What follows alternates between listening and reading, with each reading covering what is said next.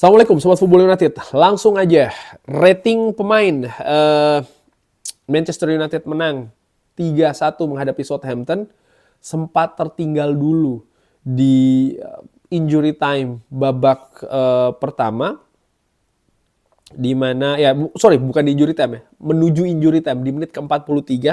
Manuel Ugarte melakukan gol bunuh diri dari skema corner yang dilakukan oleh Southampton. Bahkan Manchester United sebenarnya menurut gue tampil buruk di babak pertama, terlalu banyak kesalahan. Justru Southampton yang tampil lebih nyaman, tampil lebih meyakinkan.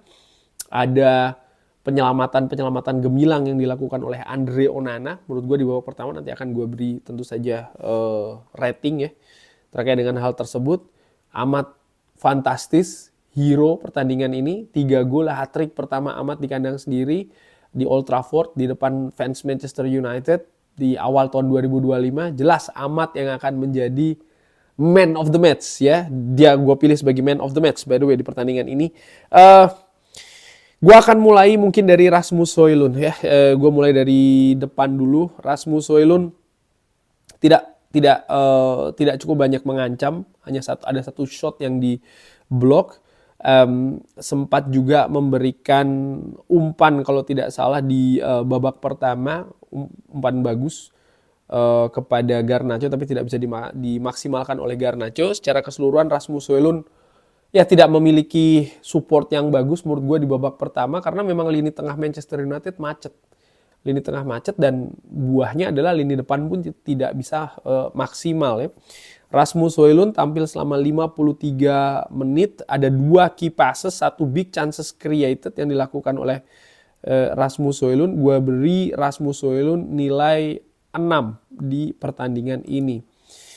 Garnacho tampil di sisi kiri, di akhir-akhir pertandingan bahkan tampil sebagai wingback sebelah kiri, diberikan pertandingan yang penuh oleh Ruben Amorim di tengah-tengah kabar ya bahwa dia diincar oleh Napoli, tapi kalau gue melihat bagaimana etos kerja, karakter, determinasi dari Garnacho di atas lapangan tadi luar biasa, tampil bagus. Ada perbaikan dari Garnacho yang gue saksikan mungkin beberapa pekan yang lalu. Jadi ini memang ada peningkatan yang cukup bagus jika dibandingkan dengan sekali lagi Garnacho di periode-periode sebelumnya.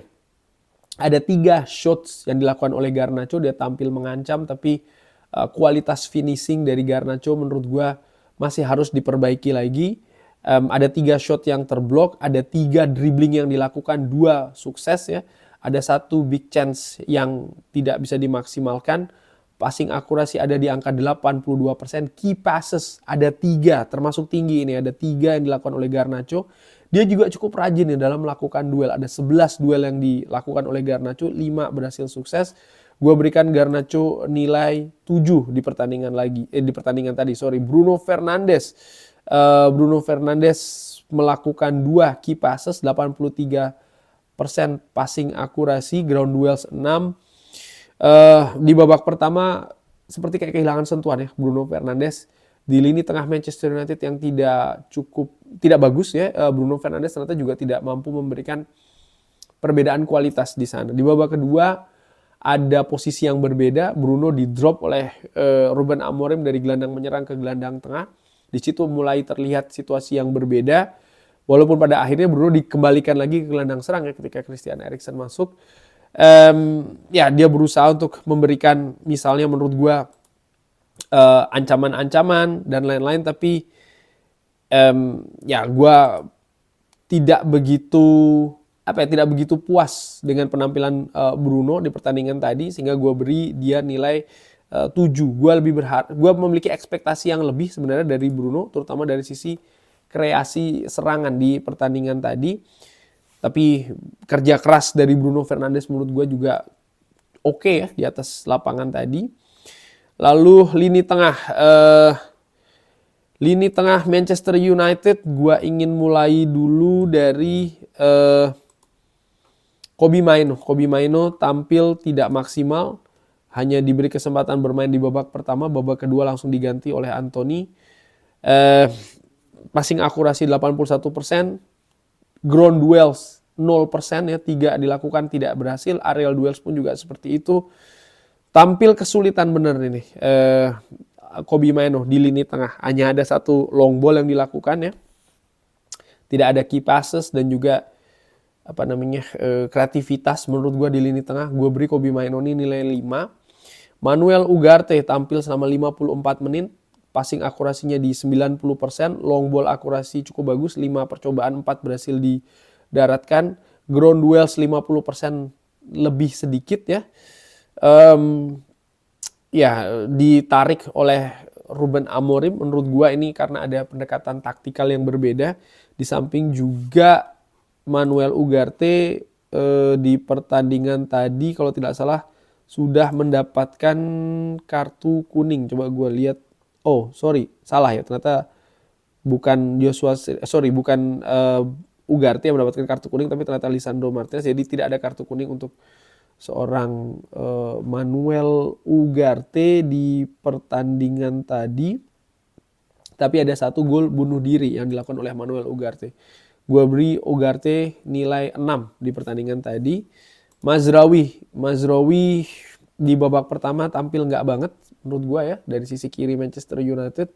Di babak kedua pun juga seperti itu. Ya ini bukan posisi natural dari seorang Nocer Mazraoui, walaupun dia bisa tampil di sana, tapi sekali lagi ini bukan posisi terkuat dari Nocer Mazraoui. Passing akurasinya hanya 76%. Key passes 3. Ground duels dari 7 yang dilakukan 6 berhasil dimenangkan. Gue beri Mazraoui nilai 7 di pertandingan tadi. Nilai 9 untuk Amad Diallo, Super Amad Diallo. 3 key passes, 3 gol, 87% passing akurasi, shot on target 3. Ground duel 10 dilakukan, 6 berhasil dimenangkan. Dribbling 5 percobaan, 4 sukses. Fantastis Amad Diallo, walaupun juga ada beberapa kesalahan yang dilakukan ya, terutama di babak pertama dan juga di periode-periode awal babak kedua. Tapi ya, dia menunjukkan bahwa ada kesalahan, ada kekeliruan yang dilakukan, tapi dia tetap memiliki potensi yang bisa membahayakan pertahanan lawan. Dan itu yang terjadi di pertandingan tadi. Bahkan 3 kali Amad berhasil menjebol gawang Ramsdale, Southampton. Fantastis ya Amad Diallo. Lisandro Martinez 90 menit penampilan, aerial duel 100%, ground duels 0%, 4 percobaan gagal semua. Passing akurasi 87%.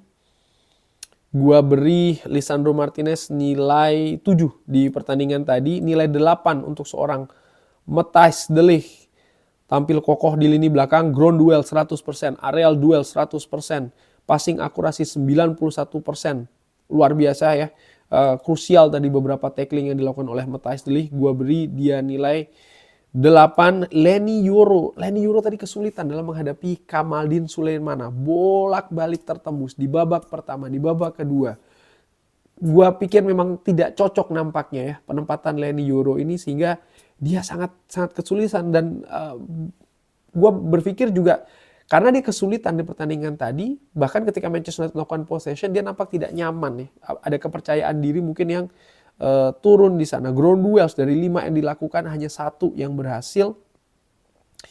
Passing akurasi 91%, long ball akurasi dari 6 percobaan hanya 2 yang berhasil. Tidak cukup bagus ini penampilan dari Leny Yoro di pertandingan ini. Gua beri dia nilai 5. Andre Onana fantastis, 5 penyelamatan, 4 dilakukan dari dalam kotak penalti. Terutama di babak pertama sangat krusial penyelamatan yang dilakukan oleh Andre Onana, bahkan sempat melakukan double save ya dengan waktu yang tidak cukup jauh di sana. Luar biasa. Ini juga menurut gue seperti kayak memberikan semacam kayak penegasan begitu, bahwa ya dia juga ada nih untuk dalam persaingan penjaga gawang Manchester United yang utama ya, setelah Altay Bayindir tampil juga fantastis ketika menghadapi Arsenal di pertandingan sebelumnya. Gua beri dia nilai 8 kontribusi dari Andre Onana, karena ketika di babak pertama tadi peluang-peluang dari Southampton ada yang masuk, situasi 2-0 misalnya akan membawa keadaan yang bisa jadi lebih kacau ya bagi Manchester United di periode babak kedua setelahnya. Pemain-pemain yang masuk, Anthony masuk menggantikan Kobbie Mainoo. supaya meningkatkan kecepatan, 81% passing akurasi, crossing 100%, ground duels 8 dilakukan, 4 berhasil dimenangkan, ada key passes 1 yang dilakukan, gue beri Anthony nilai 7. Joshua Zirkzee juga tampil bagus menggantikan Rasmus Højlund. Passing akurasi tapi tidak cukup oke nih ya, 75%, tapi key passes ada 2. Terlibat dalam proses gol pertama dari Amad Diallo untuk Manchester United tentu saja. Sehingga gue beri dia nilai 7 di pertandingan tadi. Toby Collier juga tampil 36 menit, 95% passing akurasinya. Ground duels 4 dilakukan, 3 berhasil dimenangkan. Gue beri Toby Collier nilai 7. Harry Maguire dan Christian Eriksen tampil di bawah 10 menit, jadi tidak gue beri rating. Walaupun demikian gue menilai baik itu Harry Maguire maupun juga Christian Eriksen fantastis. Ada 1 assist yang dilakukan oleh Christian Eriksen ya, memang kelas pemain ini menunjukkan pengalamannya ya, dan juga teknis yang tinggi. Walaupun mungkin dia kalau tampil dari awal ya kan, intensitasnya di situ kan selalu menjadi pertanyaan, tapi intinya kalau dilihat pertandingan tadi dia jelas memberikan kontribusi. Harry Maguire pun juga demikian, tampil menggantikan Leny Yoro di lini belakang, tampil tangguh seperti biasa ya, dan cukup krusial juga di dalam pertahanan Manchester United, terutama di periode-periode akhir nih, setelah Manchester United tadi berhasil menyamakan situasi 1-1, lalu Eriksen dan juga Harry Maguire masuk ya, dan gua melihat betul ada ketangguhan lini belakang di Manchester United setelahnya. Kurang lebih seperti itu. Pemain menurut gua yang tampil buruk di pertandingan tadi adalah Leny Yoro. Tadi gua katakan ya, sering bocor ketika menghadapi Kamaldeen Sulemana. Itu terjadi hampir sepanjang dia bermain, Leny Yoro ini. Dan pemain terbaik jelas Super Amad Diallo, the hero for today bagi Manchester United. Kurang lebih seperti itu. Bagaimana menurut Sobat Football United? Seperti biasa silahkan drop di kolom komen. Terima kasih sudah menyaksikan. Jangan lupa like, sholat, dan juga subscribe. Wassalamualaikum warahmatullahi wabarakatuh. Thank you.